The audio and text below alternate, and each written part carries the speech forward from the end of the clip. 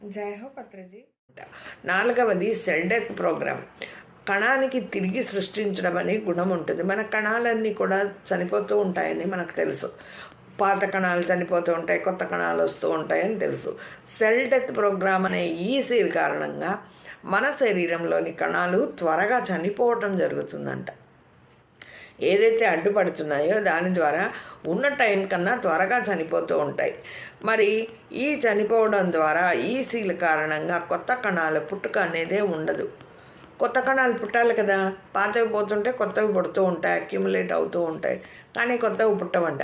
పాతవి మరణిస్తూనే ఉంటాయి. దీని కారణంగా శరీర అవయవాలు త్వరగా పాడవటం జరుగుతుంది.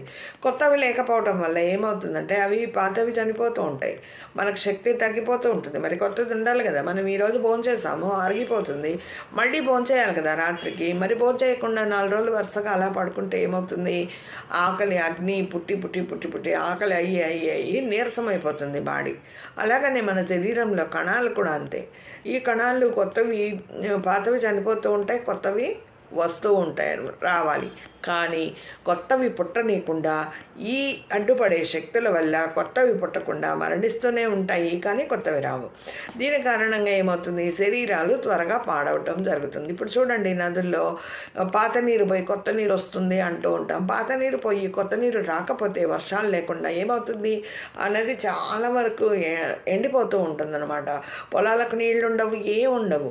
అక్కడంతా బురదగా ఉంటుంది. కొన్ని చోట్ల మొత్తం ఎండిపోయింది నదంతా అనుకుంటాం. అంటే పాత నీరు పోయినప్పుడు కొత్త నీరు వస్తేనే అవి మళ్ళీ కళకళలాడుతూ ఉంటాయి. అలా కాకుండా ఆ పాత నీరు పోతూనే ఉంటాయి. కొత్త నీరు వర్షాలు లేకుండా ఉంటే ఏమవుతుంది? కరువు కాటకాలు వస్తాయి, ప్రజలంతా ఇబ్బంది పడతారు. అలా మన శరీరం కూడా అంతే. ఈ పాత కణాలు లోపల ఏవైతే చనిపోతున్నాయో కొత్తవి పుట్టకుండా ఉంటే ఏమవుతుంది? మన శరీరంలో ప్రతి బాడీ అంటారు చూడండి, మల్టిపుల్ ఆర్గాన్స్ అసలు ఏవి పనిచేయట్లేదు. ఒక్కొక్క ఆర్గాన్ పనిచేయకుండా పోవడం వల్ల శరీరం మన కంట్రోల్ తప్పుతుంది. దీని కారణంగా శరీర అవయవాలు త్వరగా పాడవటం జరుగుతుంది. అలాగే ముసలితనం అనేది అతి త్వరగా కనిపిస్తుంది. 40 ఏళ్ళకి 80 ఏళ్ళ వయసులాగా కనపడతారంట. మరి ఇంకా 5వది కరోనా. అంటే ఇప్పుడు మనం చెప్పుకుంది సెల్ డెత్ ప్రోగ్రామ్.